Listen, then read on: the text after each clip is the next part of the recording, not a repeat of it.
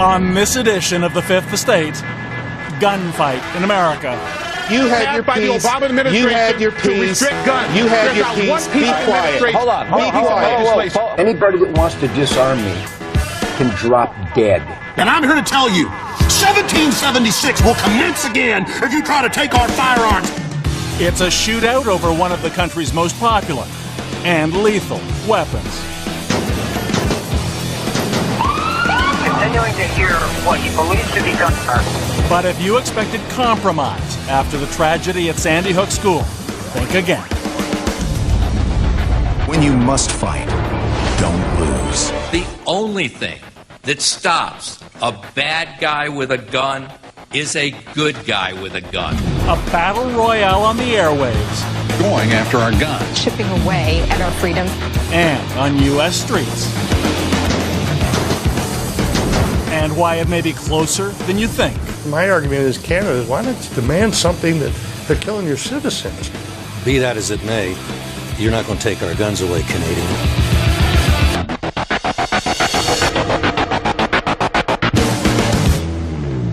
Hello, I'm Bob McEwen. Welcome to the Fifth Estate. Even in the unrelenting litany of American mass shootings, the tragedy in December at that elementary school in Newtown, Connecticut somehow seems so much worse. Whether it's the ages of the children, the teachers shot trying to save them, or the military-style weapon used in the attack, the impact of Newtown has been profound. But for all the hope there might be common ground between the forces of gun rights and gun control, as you're about to see, the U.S. firearms industry is a deeply entrenched web of manufacturers, retailers, lobbyists, and at its very heart, the National Rifle Association, most powerful gun rights organization in the world, with a long history in which compromise has never been seen as a good thing. The individual that I have on the phone is continuing to hear what he believes to be gunfire. It was 9:41 a.m. on December 14th when the police department in Newtown, Connecticut got the 911 call from Sandy Hook School. We heard like shots and everybody went on the ground and Miss Martin just closed the door and we went to the corner. I saw some of the bullets going past the hall. Officers were at the scene within minutes, but it was already too late because the shooter, a disturbed 20-year-old named Adam Lanza, came armed for war. His weapon of choice, a Bushmaster AR-15, a military-style assault rifle adapted for the civilian market, capable of firing a round almost every second. There was a masked man came in and just started shooting. It belonged to his mother, as did the two large-caliber handguns he carried, the high-capacity ammunition magazines, and the shotgun police found in his car, all legally registered. Then Adam Lanza shot his mother to death and drove to the school with her arsenal. The shooter is deceased inside the building. Before Adam Lanza killed himself, 20 children and 6 teachers would die.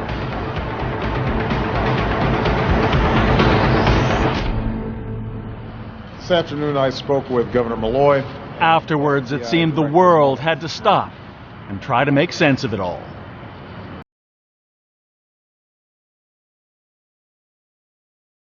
On behalf of the nation. At the White House, Barack Obama didn't, perhaps couldn't, hide his emotions.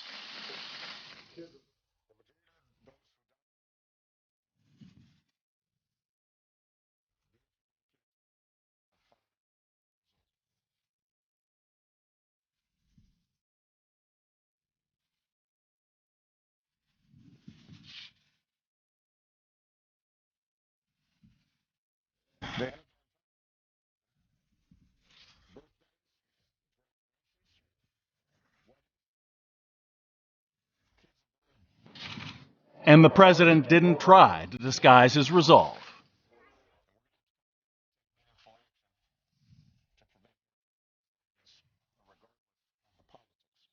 But as you're about to see, changing something as fundamental as the American gun culture will be no easy task.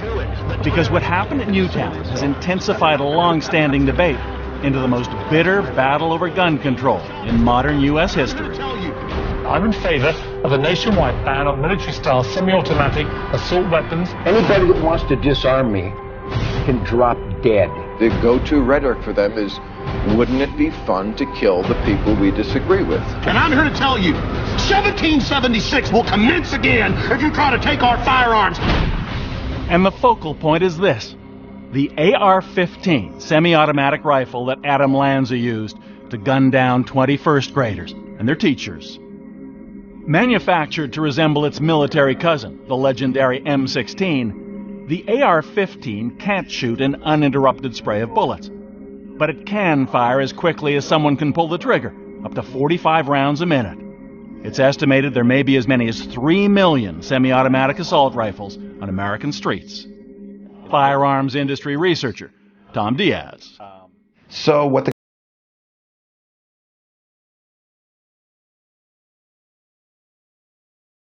maximum casualties on the battlefield, modified them only to the extent necessary to be legal for civilian sale, and then sold them on the American civilian market. A combat carbine has to perform the first time, every time. Diaz calls it the militarization of the U.S. firearms market and believes weapons like the AR-15 have exponentially increased the dangers. And can now be the centerpiece of an effective home defense plan. They carry forward into civilian life precisely the function that they were designed for in combat, which is to kill or injure large numbers of people at close to medium range. And at Sandy Hook School, that's exactly what happened. Investigators say in all, Adam Lanza fired hundreds of rounds from that AR-15 semi-automatic rifle, killing his victims, first graders and teachers alike, with as many as 10 bullets apiece. I mean, you're dealing with basically babies that haven't even tasted life yet. Lawyer Richard Feldman has been in the firearms industry for 30 years. He calls Newtown a game changer.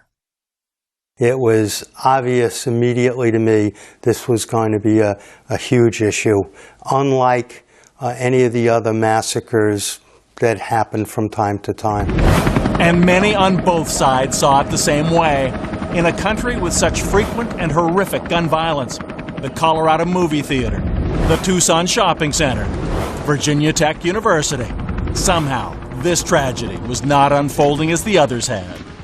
This event had a staying power, and I think the key to it was, I know in my case, when I saw my children that day, without saying a word, I went over and just gave them a hug. And I think parents all over America who've never really thought about this, it can't happen in our neighborhood, it can't happen, suddenly realized it can happen in my kid's school. It's why in the days that followed, all eyes turned to the headquarters of the National Rifle Association, self-proclaimed defenders of the Second Amendment of the U.S. Constitution, the right to bear arms. From my cold, dead hands. For over a century and a half, it's built its place as one of the most influential American institutions by unequivocally speaking out on behalf of guns and gun owners. It now has about 5 million members and a $300 million a year budget to put its money where its mouth is. But after Newtown from the NRA, for 3 days there was only silence. But in those first days, it seemed many people shared the feeling that what took place at the Sandy Hook School was a turning point. So shocking it demanded something must be done to make sure it never happens again. Some thought perhaps even the National Rifle Association might finally believe it was the time for change. All of the various options. But that hope was about to fade. I'd like to introduce Wayne LaPierre. When the NRA's public face and voice finally took the podium, he insisted the problem in Newtown wasn't guns, but that there weren't enough of them. I call on Congress today to act immediately to appropriate whatever is necessary to put armed police officers in every single school in this nation. The NRA's solution? Eliminate the so-called gun-free school zones, intended to make American students safer. The only thing that stops a bad guy with a gun is a good guy with a gun. Are the president's kids more important than yours? Then why is he skeptical about putting armed security in our schools? Within days, the NRA turned up the rhetoric with this new TV ad. But he's just another elitist hypocrite when it comes to a fair share of security.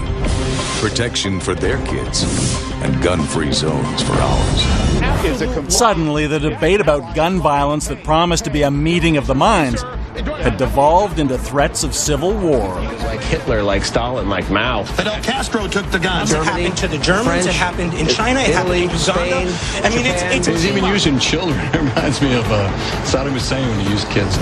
Professional fundraisers on the right have said in order to get people to sit down and write that check or send in that credit card account, you have to tell them Armageddon is tomorrow. The apocalypse is tomorrow. Here's the bad things that's going to be happening.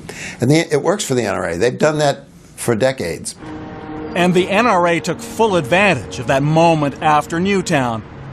In the weeks following the massacre, it claims to have enrolled over 500,000 new NRA members. But Richard Feldman believes the NRA sees Newtown as a challenge to its survival. This isn't a manufactured crisis by any stretch. This is the real deal. And I think they realized it very quickly. I realized it immediately, having been through it so many times. This was going to be a real battle royale. After the break, the NRA's battle royale becomes a death match. Where'd you purchase a weapon from, sir? Right down the street, Arrowhead. Arrowhead pawn shop? Yes. And where some Canadian crime guns get their start. Hundreds of guns from your store end up in crimes. You're aware of that? No, it is chambered for a specific... How could you not be? Columbine. Virginia Tech. Tucson. Aurora. Fort Hood. Oak Creek. Newtown. Newtown. Newtown. In the aftermath of the Newtown killings, so many voices were raised against gun violence. How many more? How many more? Enough. Enough. Enough. It seemed all agreed the deaths would be even more senseless unless they inspired something good. As a husband. As a wife. As a human being. For the children of Sandy Hook. How, then, to explain this? The military-style AR-15 semi-automatic assault weapon was already the most popular rifle in America, with an estimated 3 million in private hands. Stay in cover! I'll direct you to move when you're clear! What's more, the firearms industry spends millions each year marketing the AR-15 to underage shooters who may have fired the virtual version while playing violent video games. Get ready to move! But in the days after the shooting, Americans rushed to buy even more AR-15s, like the one Adam Lanza used to massacre the children at Sandy Hook School. In some places, prices doubled, but dealers couldn't keep them on the shelves. Whether that buying spree was from fear of a ban on assault weapons like the AR-15, or to exercise their constitutional rights, didn't matter. It was precisely the hardline message the National Rifle Association has always sent in times of crisis. We're the longest-standing civil rights organization in the U.S. The NRA is nothing if not consistent. Protectors of the Second Amendment. Advocating... Either you're with them or against them. We are the NRA, and the NRA is you. Preserve, protect, and defend the Constitution of the United States. And despite his oath, the NRA was convinced President Bill Clinton was no friend. Just months after he took office in 1993, 4 federal agents and 6 members of a religious cult were shot to death during a standoff in Waco, Texas. The president set out to put his mark on gun control, prohibiting the sale of the military-style semi-automatic assault weapons used in the Waco shootout. There are some adults that like to go target practice with these things. Well, they need to read a good book. Clinton and his White House advisors decided to pick a fight with America's law-abiding gun owners. The battle with the NRA was joined. It even accused Clinton of intentionally fomenting gun violence in order to build a case against them. Empty rhetoric and fraudulent legislation like the Clinton gun ban should be rejected. And Richard Feldman was about to incur their wrath as well. We've told you he's a lawyer and lobbyist, but not that he represented the National Rifle Association and firearms manufacturers, or that he gave Ronald Reagan his first assault weapon. In today's climate, it's hard to imagine, but in the late 90s, Feldman brokered a deal between the Clinton administration and American gun manufacturers to put child safety locks on their firearms.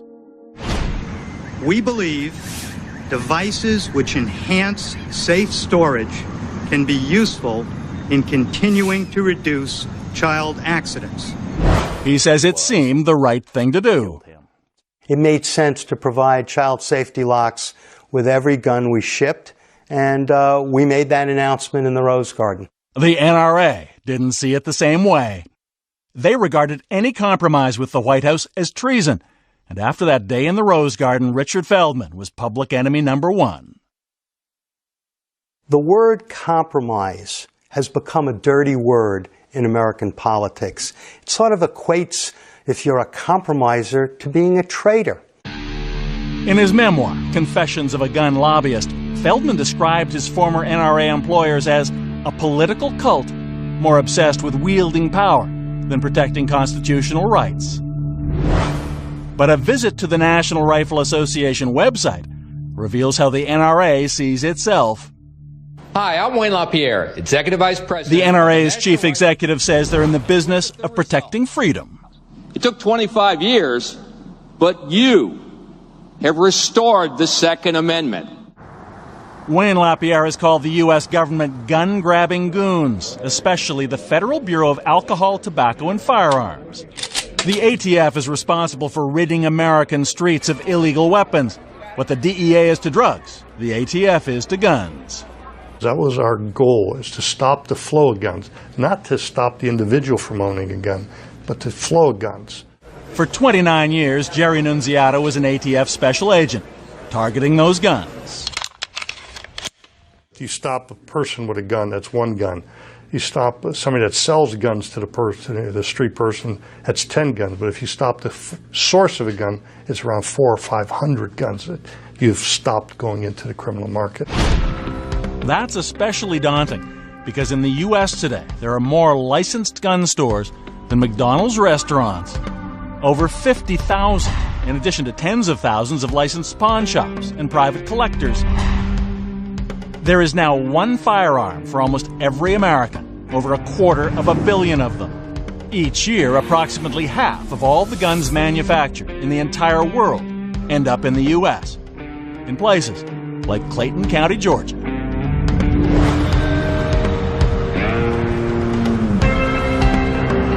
Here outside Atlanta, the poverty of public housing and a thriving drug trade, combined with some of the weakest gun laws in the country, add up to a plague of violent crime, especially with handguns. We got a magazine over here. We got 5 rounds fired. You know what caliber? No, not yet. Shots fired, call.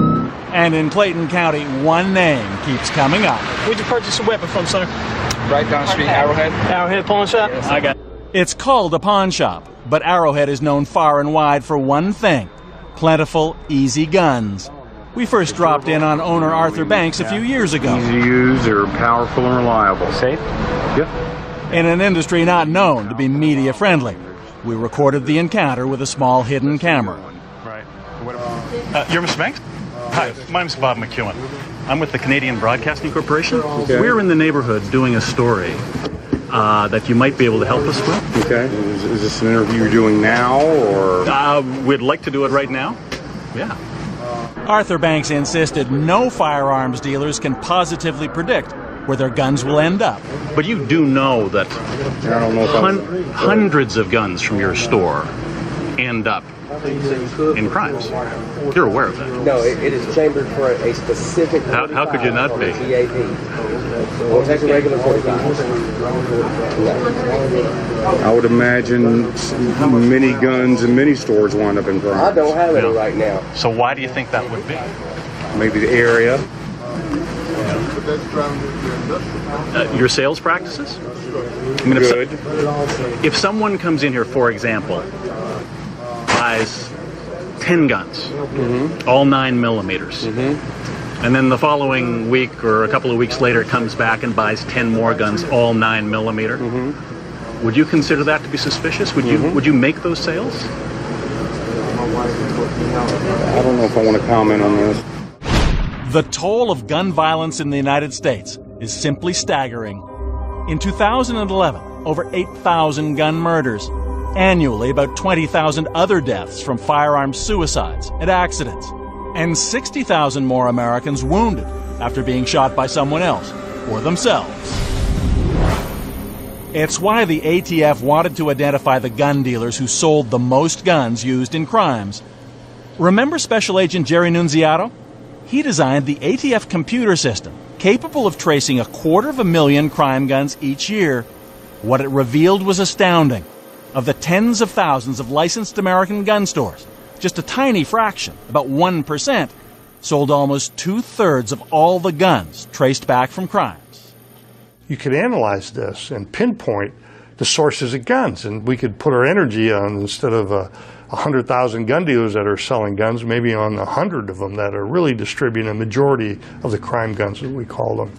Which took us back to the Arrowhead Pawn Shop in Georgia, where the store owned by Arthur Banks, then ranked number 18 on the ATF list. Banks argued as long as Georgia law allows him to make repeated sales of multiple handguns to a single person, if they end up in crimes, it's not his fault. But of the 80,000 gun dealers in the U.S., yours has been on the list of the top 20 in terms of crime guns, guns traced back to crimes. Okay. The top 20 of 80,000. I didn't know that. Do you feel responsibility when a gun sold here at Arrowhead ends up killing someone in a criminal event? I definitely wouldn't like that. But they've done investigations. They've found people who have come in here week after week and who've bought a number of guns, 10, 12 guns, that have ended up in the hands of gangs in New York City. We do our job, sir. We do our job. The ATF tracing system was a big success, maybe too big, because the NRA sees virtually anything that could limit the availability of firearms, even guns used for crime, as a violation of the right to bear arms. Through campaign contributions and other support for elected representatives, in 2004, the NRA pushed through legislation severely restricting what the ATF can do with that crime gun information. They identified the worst dealers, but incredibly, by law, they're only allowed one investigative visit to each every year. And just as remarkably, it can be a felony for the ATF to share those statistics with anyone else. Agent Jerry Nunziato, who's now retired, says at the very least the data from the ATF computer system should have allowed firearms manufacturers to police themselves and cut off the worst dealers. All it would be is that the manufacturer would say, wait a second, we're getting a lot of crime guns. Then he could call, going back to one distributor and say, what's going on here? And he said, well, I'm selling them all to Jerry's Gun Shop. Hey, we don't want our products sold to Jerry's Gun Shop if he's selling them to crooks. Stop it. You're not going to sell my guns anymore. That would stop it immediately. But that didn't happen. There are those who believe the NRA and the firearms industry care less about gun crime than about protecting the dealers who sell their products. When we return, for people in power to think that they belong to the ruling class and that we were made to be ruled. The man who believes where guns are concerned, Canada is a dirty word. Would you really rather see a U.S. where 330 million people are all carrying a Glock on their hip? Or one in which there are far fewer guns and far fewer gun crimes? We don't want to be Canada. We don't want to be Great Britain. We want to be the United States. You're not going to take our guns away, Canadian. And Mr. Lapierre said the NRA's job is to keep the U.S. from going the way of Canada. And I just want to know what he means exactly by that. The National Rifle Association sees itself as the protector of American freedom and the right to bear arms, even, apparently, in Canada. The government ruined me. The need for guns is a message the firearms industry would like to export. This is Canada? You know, this is not the Canada I know. The 7 million firearms owners of this country have ceased to trust its government. What's at stake is a freedom. It's a freedom. It's life. The NRA produced this infomercial a few years ago as part of its campaign against the Canadian gun registry. Sacrificed on the altar of politics. Singled out and it depicts the true North as neither strong nor free, with our gun-loving citizens living in fear of our gun-grabbing government. They want every firearm seized in this country. That's the long-term agenda. It's crazy. I mean, they think they know better than our founding fathers. For years, we've requested interviews, and the NRA has always declined. You can't have a firearm in your home for personal protection in our nation's capital. So a while back, when we saw the advertisement for a Second Amendment rally outside New York City, we went. The headliner was NRA boss Wayne Lapierre.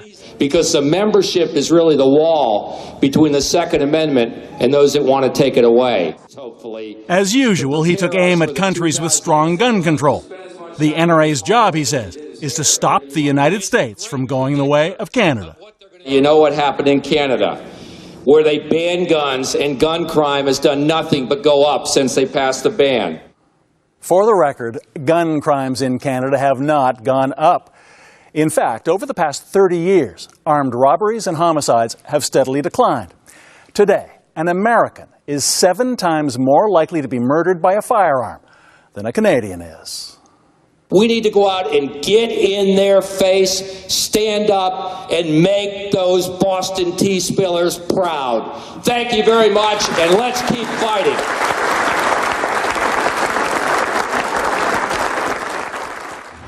Mr. Lapierre? Can I just have a sec with you? We wanted to ask Wayne Lapierre why the NRA supports the gun laws and dealers that account for most of the illegal weapons that end up on Canadian streets. We were told he'd be staying after his speech. He didn't. Can I have a moment, just a word? Oh, we've got to go just to the airport. Just a word. It would take 2 minutes. No, we've got to go. I'm sorry. We've got another schedule. I just wanted, we're from the Canadian Broadcasting Corporation. And Mr. Lapierre said the NRA's job is to keep the U.S. from going the way of Canada. And I just want to know what he means exactly by that. He says he's got to go. He's overscheduled. The demonization of gun control countries like Canada is a common tactic to rally the NRA troops, according to firearms researcher and author Tom Diaz. Well, I think one thing they'd say, yeah, but so you want us to give up our freedoms so we can be like other countries? Good grief. Have you been to Canada lately? It's practically a dictatorship. Maybe they have left gun deaths, but they're not as free as we are. And you never can tell. They're going to come get us, and we need these guns. I want a real gun to be able to protect myself and my family. The more guns, the better is Larry Pratt's motto. He's CEO of Gun Owners of America, billed as the no-compromise gun rights group. Forget the NRA's plan for school guards with guns. Pratt wants every adult in every school in the U.S. to be packing a firearm. I'm suggesting teachers, principals, everybody on staff who has a concealed carry permit should be able to carry. Right now, the law prohibits that. Would you really rather see a U.S. where 330 million people are all carrying a Glock on their hip? Or one in which there are far fewer guns and far fewer gun crimes? We don't want to be Canada. We don't want to be Great Britain. We want to be the United States. You're not going to take our guns away, Canadian. For years, one man came to personify that battle between the NRA, its supporters, and the U.S. government. His name is Sandy Abrams, and at one point, his store outside Baltimore ranked 37th of 80,000 licensed dealers for most crime guns sold. In the mainstream media, all gun dealers are criminals, and they sell guns to criminals. That's the thread that's put out there, even though you may not have done anything wrong. The Department of Justice called him a danger to the public, with over 900 violations of American firearms law. Abrams claimed he was unfairly persecuted for bad bookkeeping. Bookkeeping. Not crossing I's, dotting T's, dotting I's, crossing T's, not putting down the county the person lived in, putting down the wrong county the person lived in. But the result was that hundreds of Abrams firearms went undocumented, which meant they were untraceable and could have been sold to anyone. And if some of the violations were clerical, others were not. Among the guns traced back to your store, guns used in 11 murders, in 41 assaults, in 46 drug cases. Do you feel any responsibility for that? Doesn't mean guns? That the dealer does anything illegal or anything wrong. Any dealer can run a background check on the person, require photo ID, and so forth. Now, at what point does the dealer's responsibility end? In other words, they can't tell what's in a person's heart. Sandy Abrams eventually was convicted, lost his license, and closed his business. But for years until then, he remained a director of the National Rifle Association, re-elected 3 times, even as the ATF was prosecuting him. The NRA even paid for his lawyer. The license is gone. It's 2 years. If you want to discuss something else, fine. If not, we'll end the conversation. Well, I'd like to talk about the role of the NRA, which I think it's fair to say supported you through No, we're finished. So what does all of that mean for Canadians? Well, the fact of the matter is that illegal guns flow north across the border for one simple reason. Firearms laws in Canada are among the toughest in the world, and the American laws are not. The result? It's estimated up to 70% of Canadian crime guns are smuggled from the U.S., as many as tens of thousands a year. Regina Lombardo is a special agent with the U.S. Bureau of Alcohol, Tobacco, and Firearms, until recently posted, of all places, in Toronto, assigned to trace guns used in Canadian crimes back to their American roots. We typically will see what we call a traditional traffic type firearm, which is your .380s, your 9mm, Smith & Wesson high points, Glocks. Most crime guns get their start in states where they're available almost on demand, then are transported along the smuggling route police call the Blue Steel Highway, to places with much tougher gun laws, big northeast cities like New York, or across the border to Canada. Oh, well, the appetite of guns in the streets with dudes in the neighborhood that's just doing bad stuff is ridiculous. I'm not a fool, you know what I'm saying? I'm not naive. I see what's going on in the streets, and I said, you know, I can make some money off this. Lamont Toombs has been on the right side of the law for several years now. But before that, he spent 5 years in federal prison for gun trafficking.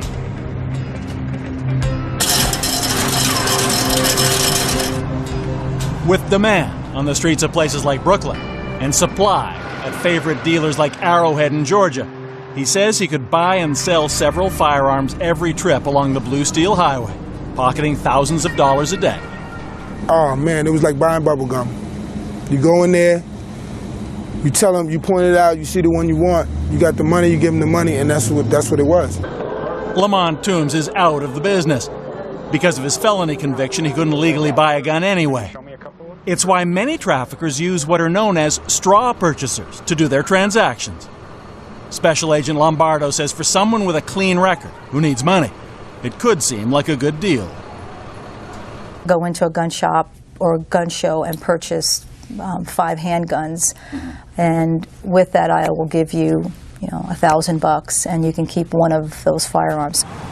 And for gun smugglers, the world's longest undefended border can be easy pickings, blending into the hundreds of thousands of travelers who cross each day, almost always by car. They will typically come in secreted inside the door panels, wheel wells in the back. We've seen them in engine blocks. And across the border in Canada, with markups of perhaps 1,000%, the risk might even seem worth it. We know that the cost of a weapon in the U.S., let's say, might be $200, $300. In the streets of Toronto, they're looking at $2,000, $2,500, $3,000 for a Glock. But consider this. Agent Lombardo's most high-profile Canadian case in 2006, when they traced 85 weapons from Ohio, used in Canada in attempted murders, armed robberies, and one of them, a semi-automatic pistol, in the mass execution of 8 members of the Bandito motorcycle gang in southern Ontario. The American who orchestrated it was sentenced to spend most of the rest of his life in U.S. federal prison. Actually, that was the highest sentencing we've ever received in a firearms trafficking case. How much? He pled to 32 years. Add it all up, and it's why former ATF agent Jerry Nunziato believes the most important gun laws for Canada are those south of the border, where crime guns are so easily purchased in the first place. My argument is Canada is, why don't you demand the government not to do this? Demand something that they're killing your citizens. When we come back, what happens next? We're at what's called a tipping point. The country might go one way or another. I'm afraid if it doesn't go, then all hope is lost. Why do you need semi-automatic weapons of any kind on the U.S. market? It's not a question of need, it's a question of a right that's in our Constitution. In mid-January, barely a month after Newtown, many people may well have believed the critical mass behind gun control might never be greater. Why does anybody need an assault rifle if they're not going to war? I believe that the government has the ability to ban these weapons. I don't think they do. A semi-automatic weapon. I don't think there's any reason to have 33 bullets in a killing machine that you can take into a place like a school. And you're telling me it's not a matter of common sense that if you don't have an ability to shoot off 30 rounds without reloading, that just possibly you could reduce the loss of life? The president and vice president announced their proposed firearms legislation, surrounded by children who'd written to ask for their help. First, it's time for Congress to require a universal background check for anyone trying to buy a gun. Their prime targets were still the AR-15 and high-capacity magazines. Congress should restore a ban on military-style assault weapons and a 10-round limit for magazines. But industry insiders, including the NRA, have repeatedly warned they will never support an assault weapons ban. Going after our guns. Chipping away at our freedom. Richard Feldman owns 3 AR-15s himself and maintains the best argument against prohibition is that it didn't reduce gun crime when Bill Clinton tried it. Criminals don't use rifles. It happens. But 99 out of 100 times when a gun's misused, it's a handgun. Not a long gun. Indeed, of more than 8,000 U.S. firearms murders in 2011, handguns, not assault rifles, accounted for the vast majority. But for Gun Owners of America CEO Larry Pratt, the point is much more fundamental. Why do you need semi-automatic weapons of any kind on the U.S. market? It's not a question of need, it's a question of a right that's in our Constitution. Even if tens of thousands of people are being killed and tens of thousands more being injured. That is not going to ever be a reason to get rid of our means of protecting ourselves from the government. These particular kinds of rifles present such horrific opportunity that we're just going to say as a society, we don't want it. But like many on both sides, gun control advocate Tom Diaz doubts there will be the votes in Congress to get a ban passed. But he says the massive unease about guns after Newtown and the fight over assault weapons could be just what's needed to tip the balance. Ordinary Americans now are involved in a way they weren't before. I don't know yet whether this is going to play out in a very good way. We're at what's called a tipping point. The country might go one way or another. I'm afraid if it doesn't go, then all hope is lost. I'm going to sign these orders.